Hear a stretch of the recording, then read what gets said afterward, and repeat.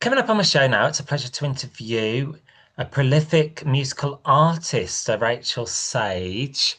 Hello. I consider you a friend of my show because you've featured Aw. many times now. And Welcome back. likewise, my friend. Thank you for having me back. How is life treating you today? Where are you situated also? I am in upstate New York, which is where I live these days. And I'm just, getting myself prepared for another UK tour in just a matter of days. So, as you can imagine, the list is long, but I'm ticking through it. What's it like in New York? Are they getting ready for the festive season? Well, I haven't been in Manhattan actually since I was last on tour. So I'm looking forward to blowing through tomorrow on my way out of the country. And I'm sure there will be lots of sparkly lights everywhere. There certainly are in my little hometown in upstate. And it's so charming and pretty here. Maybe someday you'll be able to visit. Yes, fingers crossed still. Transatlantic flight to London as well. How do you deal with that? Does it just fly by when you're flying over, when you're touring over this side? That's a good question. You can see I've got my big water bottle here. Hydrate, hydrate. There's also a little trick that my buddy Doug Yole, who plays with Howard Jones, he's a wonderful drummer. He told me years ago, he said, Rachel, you got to get up and just walk up and down the aisles. People will think you're crazy and you're pacing, but it curbs your jet lag. And it's absolutely true. I don't know how it works, but if you just keep it moving and, you encounter the odd beverage cart, but no big deal. That's a good advice for any fellow musicians who travel around the Yeah. world. So that's a good point. And I know I've asked this question before, but can you just tell me what life was like starting off as a singer-songwriter? Where did it all begin for you? Yeah. Well, I've been doing this almost my whole life. I mean, I started writing little pop songs on the piano when I was 5 or 6 and just kept going. By the time I was a teenager, I was, in fact, writing my true feelings and also really working on my craft as a songwriter, influenced by so many great singer-songwriters from the 50s, 60s, 70s, and beyond. But I've always been a bit of an old soul. So it was like, the Beatles and doo-wop and Carole King combined with whatever I was hearing on top 40 and alternative radio, including a lot of British music, of course. And my hipster sister was always listening to more alternative music, like Susie and the Banshees and the Smiths and the Cure. And I had a bit more of an ear for pop and rock. Would you say you've always had appreciation for British music? Oh, yeah. I mean, in college, my favorite artist was David Bowie, and my roommate got me into Kate Bush, whose music I really didn't know before that. And ironically, a lot of people thought I grew up influenced by her, but I really didn't hear her, in school or at my home. So, every step along the way, there have been different people who've opened doors and allowed me to kind of immerse into new musical worlds and dynamics, and all of that has kind of Yeah. added to my tapestry, if you will, along with a lot of world music and artists like Peter Gabriel and just, multimedia type of artists. David Byrne has been a big influence. And of course, Elvis Costello is my number one. Thank you for divulging your musical journey Yeah. and inspirations and influences. On to today, you're busy promoting and plugging a new single called Belong to You. It's off your new album That's there. right. Oh, you have it in hand. I appreciate that. And you have the vinyl. Wow. And it's Belong to You is track four off your new album called Canopy. Yes, I'm And glad you're looking at it because I might not have remembered what track it was. I've had a little listen to it, and it's a beautiful song that's very pleasing to the ear. Thank you. I appreciate that. It's definitely my first foray into more of a gospel type of sound. So I guess gospel folk pop. And you'll hear the Hammond organ in there and a more sort of reflective, expansive sound with more space for each instrumentalist to kind of step out. And that's really great because I have such a terrific band. As you know, the Sequins, and I'm excited for a handful of them to be on the road with me this month and into next as we open every night for the Overtones, which will be a lot of fun. Yes, I read about that. We'll chat about that very shortly. Sure. So this is an exciting time for the year, really. Um, Yes. How do you feel the single's been received? Is it early days yet, or have you had It's very some early good? days. So you are an early believer, and that is precious. And, I'm so grateful for that. In terms of performing the song live, it has been one that we've been including in the set almost every night. And it's a really nice moment where things can kind of get a bit more intimate and kind of chill out. We're pretty high energy the rest of the time. So it's definitely that one ballad-like moment in the set. And it's been wonderful to get the feedback from listeners of what the song means to them. And, sometimes it's very surprising, the interpretations and the insights that I get into other people's experience with the music. And I'm really looking forward to that along the UK tour as well. And this time you're working with the Sequins, as you just mentioned. How did you all get together? Oh, well, these are musicians I've been friends with and played with in the New York scene for a long time now, with a handful of exceptions. But for instance, my drummer, Andy Mack, who will be with me over in the UK, I've been playing with him for many, many years, but this was the first album we went into with that intention in mind to have it be more of a band type of a record. And mainly what that means is that instead of me being quite as bossy of a boss with all of my ideas and pre-existing visions, I just tried to be a lot more open with the communication and creative concepts. Sonically, I think every single player on the record really brought so much and a lot of creativity and in some ways, some innovation as well. So it's just been a great time with this group of players. And we are debuting one new sequin, Sarah Jean, on violin and vocals. I just did a handful of shows with her with Toya and Rebecca Ferguson, and she's phenomenal. Lovely to hear. And Canopy as well. You've got side A, side B. Is that side A for one side of the vinyl and side B for the other side of the vinyl? Indeed, it is. Isn't that nice when you get to do that on vinyl? On the CD, it's all just one big collection, but I love that process of distilling, your original digital album onto vinyl and thinking, really in terms of that side A, side B. So there have been a few things that have been shifted around and reworked a bit specifically for the vinyl mastering. Have you been to a pressing factory when it's actually been manufactured? What's that experience like if you have done so? I actually have, and believe it or not, I did a live album a couple years ago to commemorate, I think it was my album Public Record, and we recorded vinyl live. So we made unique individual vinyl pressings of live performances from that album. And it was one of the most exciting and also nerve-wracking experiences I've ever had because it really was like a throwback to how they used to do it.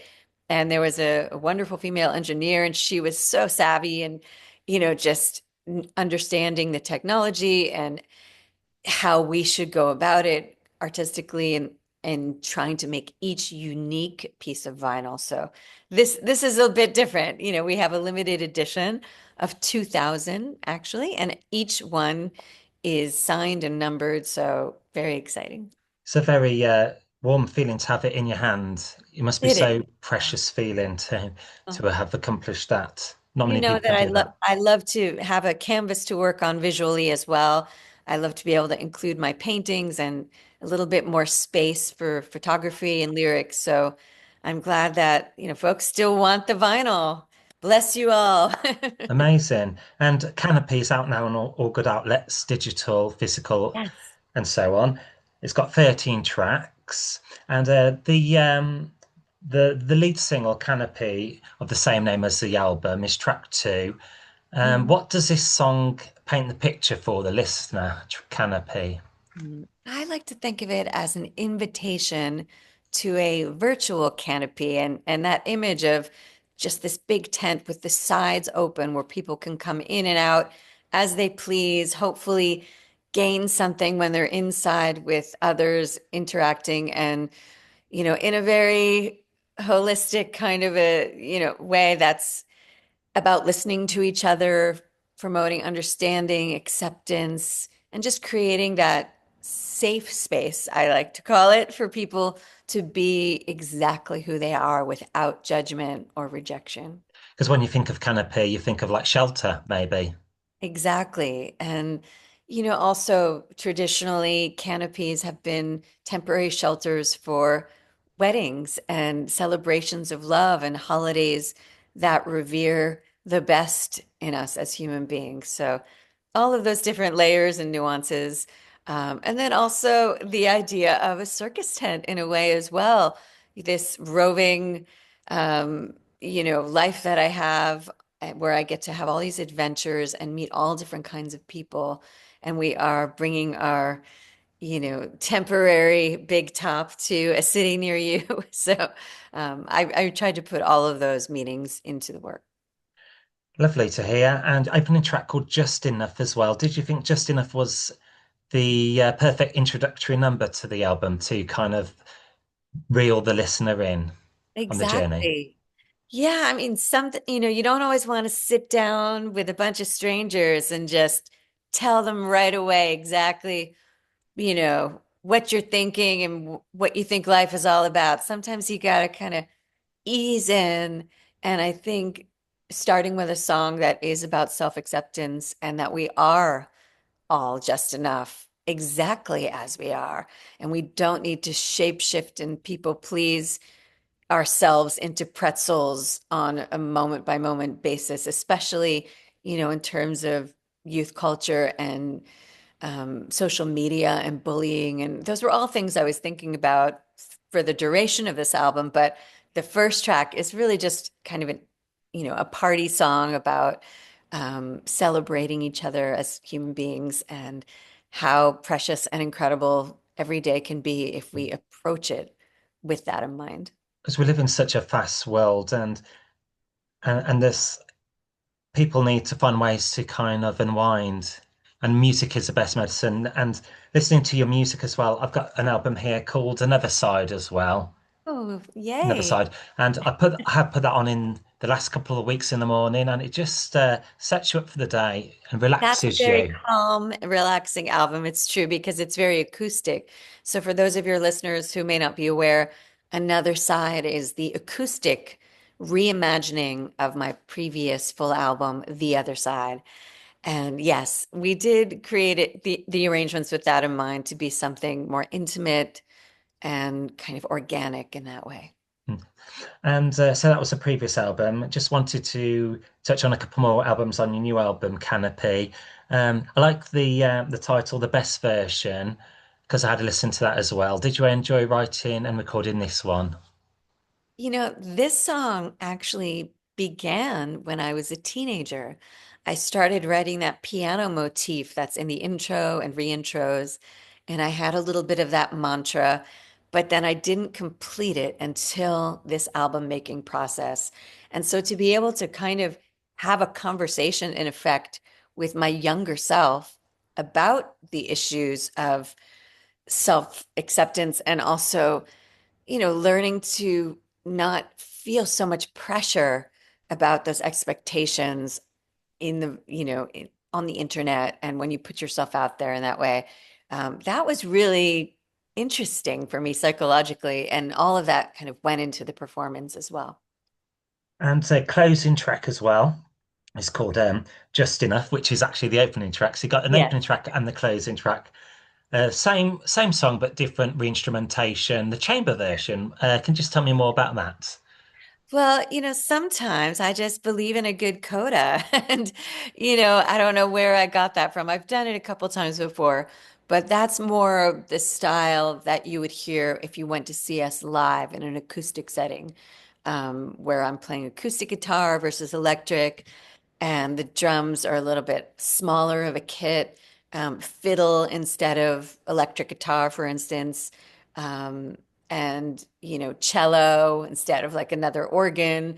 So it's just kind of the rootsier, more Americana vibe of that song. And we had been doing that on the road, and I thought, well, would be a fun thing to capture as well. And I wasn't sure if it would end up on the album, but after I heard the beautiful mix by Mikhail Pivovarov, I thought, well, yeah, I got to include that. Should we go for one more as well? Le Sure. Rêve as well. Has that got a French inspiration on it? Yes, le rêve, the dream. Originally, that was a longer title, Le rêve d'été, the dream of summer. And, some of your listeners who aren't familiar with me may not be aware that my first creative pursuit professionally was ballet.